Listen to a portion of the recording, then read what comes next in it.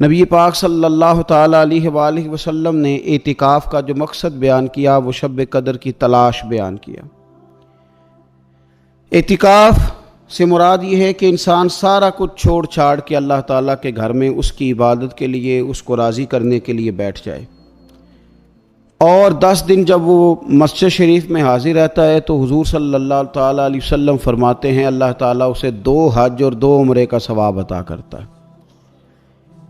اعتکاف کے اندر کچھ باتیں بڑی ضروری ہوتی ہیں، جیسا کہ انسان کو بلا ضرورت طبی مسجد سے باہر نہیں آنا، اس کو کوئی فضول بات نہیں کرنی، اس کو کوئی ایسا کام نہیں کرنا کہ جو شریعت اسلامیہ جس سے منع کرتی ہو۔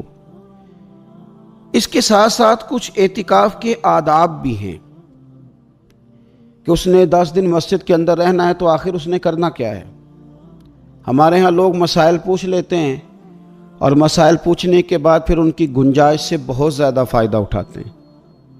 اس میں کوئی شک نہیں ہے کہ باہر سے آنے جانے والے آدمی کے ساتھ آپ گفتگو کر سکتے ہیں، ضرورت کے تحت آپ ٹیلی فون پر بھی بات کر سکتے ہیں، لیکن اس کو اگر آپ نے یہی کام کرنا تھا اور بہت زیادہ وقت اسی پر ضائع کرنا تھا تو پھر تو آپ پہلے سے باہر موجود تھے۔ اعتکاف میں آنے کا مقصود تو اللہ کی عبادت ہے۔ اعتکاف میں جب آپ آ گئے تو اس کا مقصد ہے کہ آپ کچھ دنوں کے لیے لوگوں سے کٹ کے اللہ کی بارگاہ میں حاضر ہو گئے، آپ نے اپنے رب کو راضی کرنے کا ارادہ کر لیا۔ تو اعتکاف میں ایک تو شوق سے آئیں۔ ہمارے علماء نے لکھا ہے کہ زندگی میں ایک بار تو اعتکاف کاری لینا چاہیے، اس پر توجہ ہو ہی جانی چاہیے۔ وقت ملنا تو زندگی میں پراپر طریقے سے تو بڑا مشکل ہوتا ہے، لیکن وقت نکال کے اعتکاف میں ایک دفعہ تو زندگی میں آ ہی جانا چاہیے، اور کسی کو ہر سال موقع مل جائے تو پھر تو کیا ہی بات۔ تو اعتکاف کے اندر جو کام ہم نے کرنے ان میں سب سے زیادہ اور سب سے پیارا کام یہ ہے کہ کثرت کے ساتھ قرآن پاک کی تلاوت کریں۔ نبی پاک صلی اللہ تعالیٰ علیہ وآلہ وسلم رمضان المبارک میں قرآن پاک کا دور فرماتے تھے حضرت جبریل امین علیہ السلام کے ساتھ، اور جس سال حضور کا وصال ظاہری ہوا اس سال حضور فرماتے ہیں 2 مرتبہ قرآن پاک کا دور کیا۔ 2 دفعہ حضور نے حضرت جبریل امین کو قرآن شریف سنایا اور 2 دفعہ انہوں نے نبی پاک صلی اللہ علیہ وسلم کو سنایا۔ تو بہت کثرت کے ساتھ قرآن پاک کی تلاوت کی جائے۔ ایک پہلو اور بھی ہے اس کا، اس پر بھی آپ توجہ کریں گے۔ قرآن مجید کو پڑھنا بھی ضروری ہوتا ہے اور صحیح پڑھنا سب سے زیادہ ضروری ہوتا ہے۔ تو اگر آپ کسی ایسی مسجد میں تشریف فرما ہیں جہاں آپ کے لیے بندوبست کیا گیا ہے تو کوشش کریں کہ وہاں قاری صاحب سے، عالم صاحب سے، امام صاحب سے آپ قرآن مجید کو سیکھیں، اور کوئی زیادہ مشکل نہیں ہے۔ پورے 10 دن آپ موجود ہیں، اور اگر آپ 10 دن پوری توجہ کے ساتھ قرآن مجید کے مخارج پہ لگائیں گے تو امید ہے کہ بہت حد تک آپ کو قرآن مجید سمجھنے میں، پڑھنے میں آسانی ہونے لگے گی۔ دوسرا، اعتکاف میں جب آپ موجود ہیں تو آپ کو کوشش کرنی ہے کہ آپ محاسبہ نفس پر توجہ دیں۔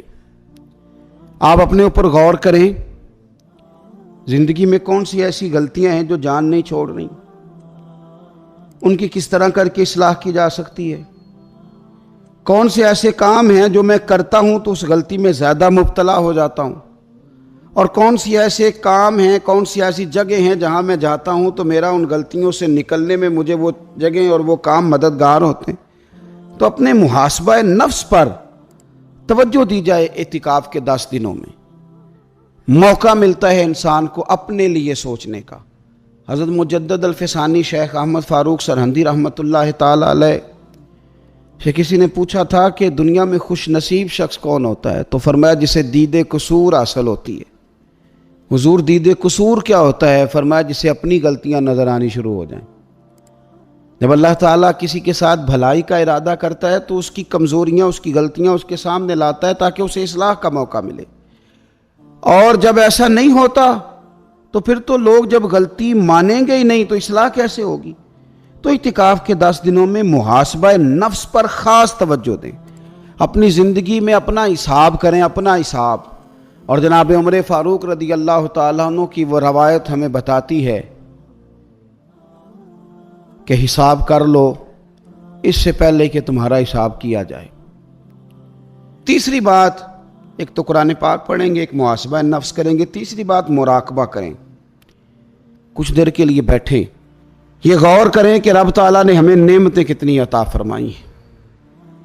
پھر یہ غور کریں کہ ان نعمتوں کے بارے میں، ان نعمتوں کے ساتھ ہماری عبادت کتنی ہے، ہمارا شکر کتنا ہے۔ زندگی اپنی کا حساب لگائیں، غور کریں کہ کتنا کچھ ہے جو ہمیں محنت سے ملا ہے اور کتنا ہے جو بغیر محنت کے ملا ہے، اور کون سی ایسی نعمتیں ہیں جن کا ہم نے شکریہ ادا کیا اور کون سی ایسی ہیں جن پر ہم نے کبھی توجہ ہی نہیں کی کہ یار یہ تو بہت بڑی نعمت ہے جو اللہ نے ہمیں عطا کی ہوئی۔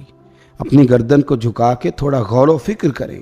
تفکر کا درس دیا ہے قرآن پاک نے، بار بار کہا ہے تفکر کرو، غور کرو، تدبر کرو، تو یہ ہمیں موقع میسر آتا ہے۔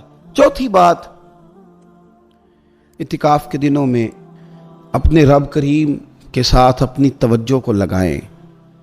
قرآن حکیم نے جو کہا نا کہ رب کی عبادت اس طرح کرو کہ تمہیں نا یقین حاصل ہو جائے، کھل کر اس کی بارگاہ میں سجدے کریں، دعائیں مانگیں۔ ہمارے صوفیہ فرماتے ہیں کہ ایک وقت آتا ہے کہ انسان کو خود اطمینان قلبی نصیب ہو جاتا ہے، اسے محسوس ہوتا ہے کہ واقعی میرا رب مجھ سے راضی ہے، اسے محسوس ہونے لگتا ہے کہ میں اپنے مالک کے قریب چلا گیا ہوں۔ وہ اس کثرت سے نفل پڑھتا ہے، اس ذوق کے ساتھ وہ اس کی بارگاہ میں دعائیں کرتا ہے، اس شوق کے ساتھ وہ تلاوت کرتا ہے، خود محسوس کرنے لگتا ہے کہ اب میرا دل لگنے لگ گیا ہے، اب میں دعا مانگتا ہوں تو مجھے لگتا ہے کہ قبولیت میری دعاؤں کے قریب آنے لگی ہے۔ اللہ نے ہمیں یہ موقع دیا ہے کہ ہم خوب اس پر توجہ کریں۔ پانچویں بات اعتکاف والوں کی خدمت میں یہ عرض کرنی ہے کہ پورے 10 دن ہمارے پاس موجود ہوں گے اور ہم نے مسجد میں ہونا ہے، تو کیوں نہ ایسا کریں کہ از اول تا آخر، صبح سے شام تک ہم ہر وہی کام اسی طریقے سے کرنے کی کوشش کریں جو طریقہ ہمیں رسول پاک نے عطا فرمایا۔ ہمارا کھانا پینا، سونا، جاگنا، بولنا حضور کی اتباع میں لے آئیں۔ ہم ان 10 دنوں میں ہم پریکٹس کریں کہ ہم نے سنت کے مطابق، حضور کے طریقے کے مطابق سارے کام کرنے۔ آپ اگر یہ ارادہ کریں گے تو پتہ ہے مدینے والے محبوب علیہ السلام نے فرمایا جس نے میری ایک سنت کو زندہ کیا گئے گزرے دور میں رب اسے 100 شہیدوں کا ثواب عطا فرمائے گا۔ تو اتنا اعزاز ہے۔ تو ان 10 دنوں میں ہونا بھی مسجد میں ہے، ہونا بھی باوضو ہے، تو کیوں نہ سارے کام سیکھا جائے، پڑھا جائے اس سے پہلے کہ کھانا کس طرح کھانا سنت ہے، اور کس طرح بیٹھ کے کھانا سنت ہے، اور پھر کس طرح کر کے گفتگو کرنا حضور علیہ السلام کا مقدس طریقہ تھا، وہ کس طرح سے پھول جھڑتے تھے جن سے لوگ فیض حاصل کرتے تھے۔ تو اعتکاف میں اپنی مصروفیات کو ان 5 کاموں میں لگائیں۔ ایک تو تلاوت قرآن حکیم کریں، دوسرا محاسبہ نفس، تیسرا مراقبہ کریں، تدبر کریں، غور کریں اپنے اوپر بھی اور اللہ تبارک و تعالیٰ کی نشانیوں پر بھی، اور چوتھا یہ کہ کوشش فرمائیں کہ ہم اپنی عبادت کو، اپنی دعا کو، اپنے استغفار کو اس طرح کا بنائیں کہ ہمیں محسوس ہو کہ قرب الہی کے جانب ہمارا سفر ہے۔ اور پانچواں، ان 10 دنوں میں سنت اور شریعت کی وہ ساری چیزیں جس کا دین ہم سے مطالبہ کرتا ہے، اب تو ہم بالکل دنیا سے ایک سائڈ پہ ہو کے بیٹھیں، اب تو اس طرف توجہ کریں۔ اللہ تعالیٰ سمجھنے کی توفیق عطا فرمائے۔